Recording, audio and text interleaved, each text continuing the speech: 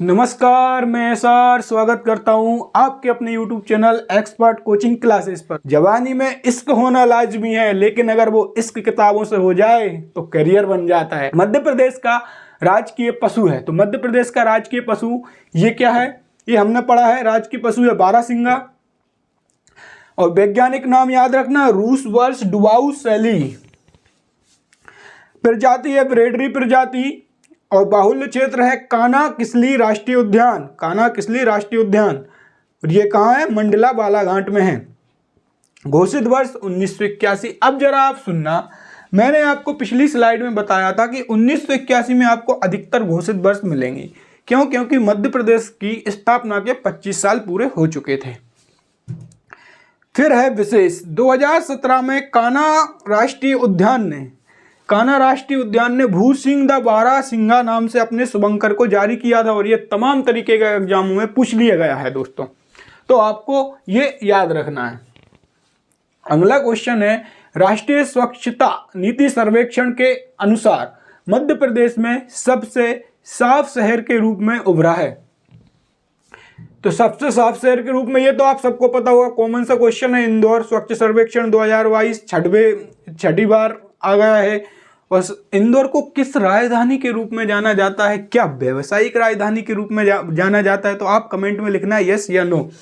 स्वच्छ सर्वेक्षण रिपोर्ट शहरी विकास मंत्रालय और पेयजल स्वच्छ मंत्रालय के द्वारा जारी की जाती है। अगला क्वेश्चन अब देखते हैं हम,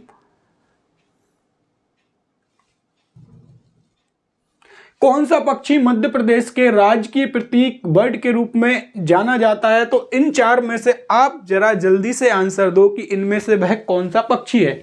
ये देखिए, जैल पहरी 2017 एमपीपीएससी 2018 में पूछा गया है दोस्तों।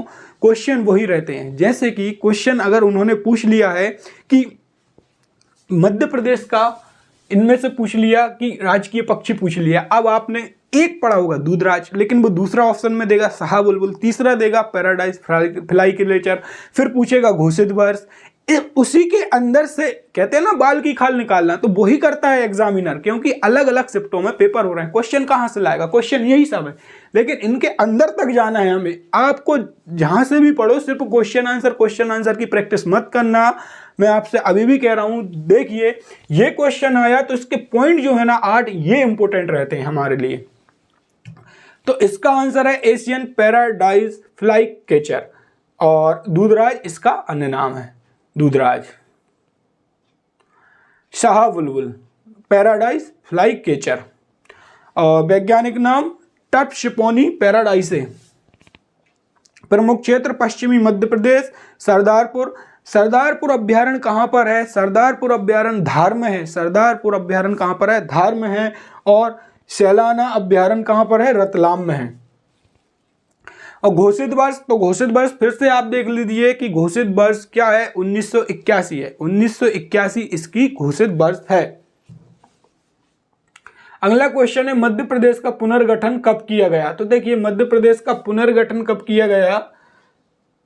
मध्य प्रदेश का पुनर्गठन किया गया, आंसर तो आ ही गया आपका, 1 नवंबर 1956। क्या है? मध्य प्रदेश पहले ए, बी और सी रियासतों में डिवाइड था, सेंट्रल प्रोविंस एवं बरार, मध्य भारत का क्षेत्र, तो इस तरीके से पहले विंध्य प्रदेश ये डिवाइड था। तो इसको हमने एक कर दिया 1 नवंबर 1956 को। अगर क्वेश्चन आए अंतिम सीमा का निर्धारण, अंतिम सीमा का निर्धारण मतलब कि मध्य प्रदेश हमारा ये हो गया और छत्तीसगढ़ हमारा ये चला गया, और ये अंतिम सीमा बन गई, तो ये कब है? 1 नवंबर 2000। 1 नवंबर 2000। अब यहां से देखना, मध्य प्रदेश, गेहूं की डलिया किसे कहते हैं मध्य प्रदेश में? मालवा को। ठीक है, तो गेहूं की तो कोई दिक्कत नहीं है, क्योंकि गेहूं की डलिया हमारे इधर ही है। अब देखो, छत्तीसगढ़ में, छत्तीसगढ़ चावल का कटोरा किसे कहते हैं? छत्तीसगढ़ को चावल का कटोरा। तो अगर क्वेश्चन आ जाए कि छत्तीसगढ़ अलग होने से कौन सी फसल ज्यादा प्रभावित हुई, क्यों? चावल का क्षेत्र उस तरफ चला गया, और यहां पर लोहा वाला क्षेत्र भी उस तरफ चला गया है, तो नुकसान हुआ है छत्तीसगढ़ अलग होने से। मध्य प्रदेश पुनर्गठन की देखो बात करें तो 1 नवंबर 1956 को मध्य प्रदेश का पुनर्गठन हुआ और 1 नवंबर को प्रत्येक वर्ष मध्य प्रदेश स्थापना दिवस मनाई जाती है भोपाल में। अगले क्वेश्चन पर हम चलें तो मध्य प्रदेश का राजकीय चिन्ह से संबंधित ये बेसिक लेक्चर है पूरा का पूरा। एक बार हम मध्य प्रदेश को अच्छे से समझ लेते हैं, इसी तरीके से सीरीज चलती रहेगी आपकी ये वाली। इसमें मध्य प्रदेश शासन और सूक्त में विजेता लिखा है। मध्य प्रदेश के राजकीय चिन्ह से संबंधित बात कर रहे हैं वो कि कौन सा सही है, तो इसमें ये भी सही है। और इसमें गेहूं और सोयाबीन की बालियां नहीं है। सोयाबीन पे कंफ्यूजन मत रखना, क्योंकि मध्य प्रदेश को सोया प्रदेश कहते हैं, तो आपको ये भ्रम हो सकता है कि गेहूं है तो सोयाबीन साथ में ही होगा। गेहूं और धान की बालियां हैं, ना कि सोयाबीन की। केंद्रीय वृत्त में अशोक स्तंभ की आकृति है, बिल्कुल सही है ये। अब इसके बारे में हम देख लेते हैं। चिन्ह में सबसे बाहर 24 स्तूप है, तो पूछा जाएगा कि राजकीय चिन्ह के बाहर कितने स्तूप हैं? 24 स्तूप। कितनी तीलियां हैं? 24 तीलियां। इसके बाद एक वृत्त है, तरक्की और विकास की असीम भावना। वृत्त है, कोई चक्र है, वो क्या बताएगा? चक्र चल रहा है और तरक्की और विकास हो रहा है। मध्य प्रदेश शासन सत्यमेव जयते लिखा है और ये हमने पढ़ लिया है कि किसकी बालियां उसमें अंकित हैं। नेक्स्ट क्वेश्चन हमारा ये है, मध्य प्रदेश के प्रतीक चिन्ह में कौन सी फसलों की बालियां अंकित हैं? तो ये हम अभी पढ़कर आ रहे हैं। कौन सी फसलें हैं? गेहूं और धान।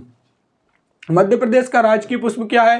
तो राजकीय पुष्प आपको पता होगा सफेद लिली है, लेकिन इसका वैज्ञानिक नाम ये आपको पता होना चाहिए, लिलियम कैंडिमम, और कुल है लिलिएसी। तो ये तो आपको मैं पढ़ा चुका हूँ। नेक्स्ट क्वेश्चन गलत टाइप हो गया था, देखिए।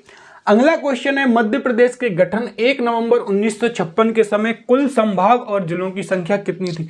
इसका आंसर आपको रटा हुआ होना चाहिए। 8 संभाग और 43 जिले। और अभी कितने हैं? 10 संभाग हैं और 52 जिले हैं। 53वां प्रस्तावित है, तो 52 जिले शामिल हैं। अगला क्वेश्चन हमारा ये है, मध्य प्रदेश के किस जिले में भारतीय मानक समय रेखा गुजरती है? तो मैंने आपको बताया था सिंगरौली सबसे पूर्वी है, 82.5 डिग्री पूर्वी देशांतर रेखा को मानक समय रेखा कहते हैं, वह सिंगरौली से गुजरती है। और भारत के कितने राज्यों से गुजरती है? तो 5 राज्यों से गुजरती है, यूपी, एमपी, छत्तीसगढ़, उड़ीसा, आंध्र प्रदेश। तो यहाँ भी देखिए सिंगरौली से गुजरती है और सिंगरौली सबसे पूर्वी है। अगला क्वेश्चन है, मध्य प्रदेश की सबसे ऊंची चोटी कौन सी है? तो ऊंची चोटी से एक क्वेश्चन बनना ही बनना है। तो ये वो क्वेश्चन है जो बिल्कुल सलाह बाहर है, एग्जाम टाइम पे हमें यही करके जाना है। तो कौन सी है? धूपगढ़। अब चोटियां देख लीजिए, सबसे ऊंची चोटी धूपगढ़, सतपुड़ा पर्वत की धूपगढ़, मैकाल श्रेणी की सबसे ऊंची चोटी कौन सी है? अमरकंटक। मैकाल श्रेणी की सबसे ऊंची चोटी कौन सी है? अमरकंटक। मैकाल श्रेणी सतपुड़ा की ही रेंज है। मैकाल श्रेणी मैं बताऊं आपको कि जैसे कि सतपुड़ा पर्वत ये फैला है मैप में, तो यहां पर क्या आएगी? राजपीपला आ गई। फिर यहां पर आ गई महादेव श्रेणी और ये आ गई मैकाल श्रेणी। अब देखो ये सतपुड़ा पर्वत का विस्तार। अगर ये वो पूछ ले कि सतपुड़ा पर्वत की चोटियों का पश्चिम से पूरब की ओर क्रम बताइए या पूरब से पश्चिम की ओर क्रम बताइए, कंफ्यूज नहीं होना, याद रख लेना आप, पश्चिम से पूरब की ओर। इसका रा उठा लिया, राम में, तो आपकी आत्मा कहां बसती है? राम में। तो राम में आप उठा सकते हो, ठीक है, राम में, ठीक। तो यहां से आप याद कर सकते हो। और राजपीपला श्रेणी की सबसे ऊंची चोटी चूलगिरी है। और फिर क्या है? तो ये चोटियां आपको याद रखना है। अब अगले क्वेश्चन पर चलते हैं हम। बुंदेलखंड पठार की सबसे ऊंची चोटी सिद्ध बाबा। मालवा पठार की सबसे ऊंची चोटी सिगार। नेक्स्ट क्वेश्चन है, सिंगरौली एवं अलीराजपुर में सूर्योदय के समय पर विचार कीजिए एवं सही विकल्प का चयन कीजिए। देखिए सिंगरौली में सूर्योदय, सिंगरौली सबसे पूर्वी है और अलीराजपुर सबसे पश्चिमी है। तो इसके बीच डिफरेंस होता है किसका? सूरज उगने का भी और सूरज ढलने का भी। तो वो कितना रहता है? 34 मिनट रहता है, मतलब आधा घंटे के समथिंग ये रहता है। कितना रहता है? आधा घंटे के समथिंग रहता है।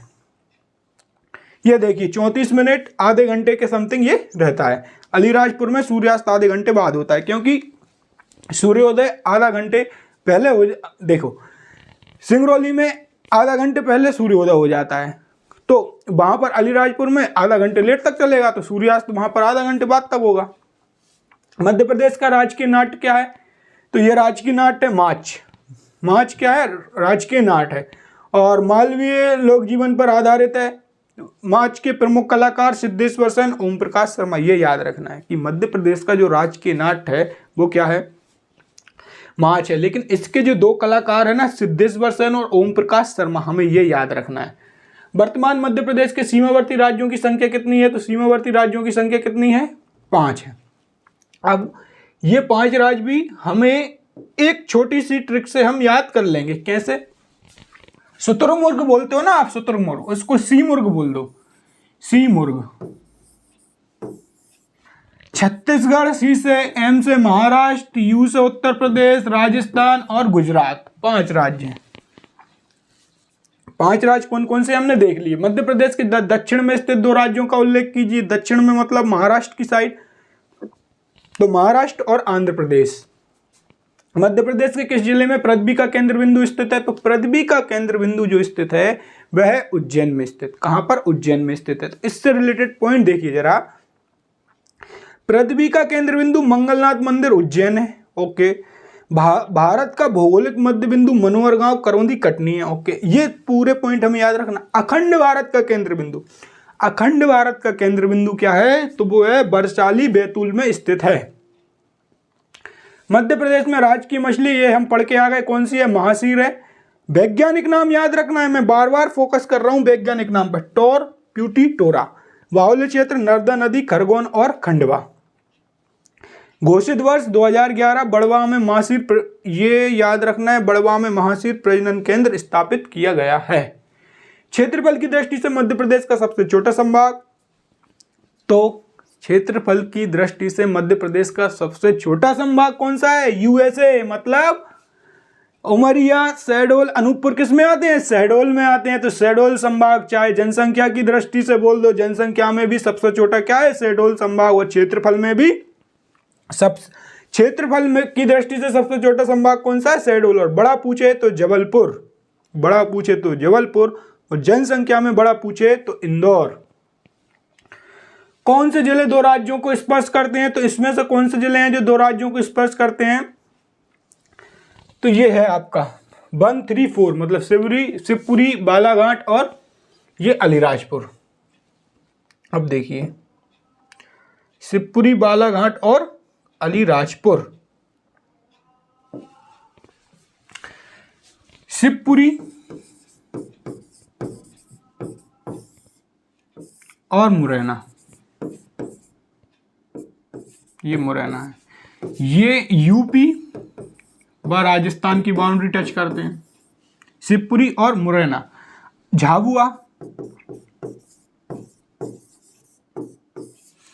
राजस्थान व गुजरात की बाउंड्री, दो राज्यों से बाउंड्री टच कर रहे हैं। एक अपना जिला मध्य प्रदेश का एक जिला। अलीराजपुर किससे करता है?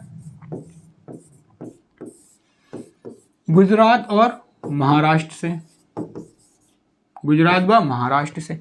तो ये कितने हो गए? 2, 4। फिर हो जाएगा आपका बालाघाट, ये किससे करता है? महाराष्ट्र व छत्तीसगढ़ से। फिर हो जाएगा आपका कौन सा? बालाघाट हो गया। एक उस तरफ सिंगरौली, ये किससे हो जाएगा? सिंगरौली किससे हो जाएगा? यूपी व छत्तीसगढ़ से। दोस्तों, अब हम अगले क्वेश्चन पर चलते हैं। तो 2 राज्यों की सीमा से स्पर्श करने वाले राज्यों को देख लेते हैं कौन कौन से। देखिए, झाबुआ गुजरात राजस्थान से, मुरैना राजस्थान उत्तर प्रदेश, शिवपुरी सिंगरौली, ये मैंने आपको यहां समझा दिया है। अब हम चलते हैं नेक्स्ट क्वेश्चन पर। मध्य प्रदेश के किस जिले की सीमा राजस्थान तथा गुजरात से? ये हम पढ़ के आ गए हैं। मध्य प्रदेश के कौन सा जिला अन्य 2 राज्यों के साथ सीमा साझा करता है? मतलब हमने एक क्वेश्चन को अगर अच्छे से कर लिया तो उससे कितने क्वेश्चन निकल कर आ जाते हैं। और ये सब क्वेश्चन आप देखिए एमपीपीएससी में आया है, पुलिस कांस्टेबल में आया है, तो हमें अच्छे से पढ़ते हुए चलना है। सर्वाधिक सीमा किस राज्य को स्पर्श करती है? तो ये उत्तर प्रदेश को स्पर्श करती है। और हमने आपको बताया कि मध्य प्रदेश की सीमा 5 राज्यों को क्रमशः उत्तर प्रदेश, राजस्थान, तो ये सीमुर्ग से हमने आपको याद करवाया था, ये वही क्वेश्चन है। मध्य प्रदेश के प्रथम गैर कांग्रेसी, तो गैर कांग्रेसी कौन है? गैर कांग्रेसी है कैलाश चंद्र जोशी, ये है गैर कांग्रेसी। प्रथम मुख्यमंत्री की बात करेगा तो रविशंकर शुक्ल आंसर देना है। प्रथम मुख्यमंत्री रविशंकर शुक्ल, गैर कांग्रेसी कैलाश चंद्र जोशी। महिला मुख्यमंत्री उमा भारती और आदिवासी मुख्यमंत्री राजा नरेश चंद्र सिंह। मध्य प्रदेश में ब्रिटिश शासन का सर्वप्रथम आधिपत्य कब हुआ? तो ये हुआ 11 दिसंबर 1853।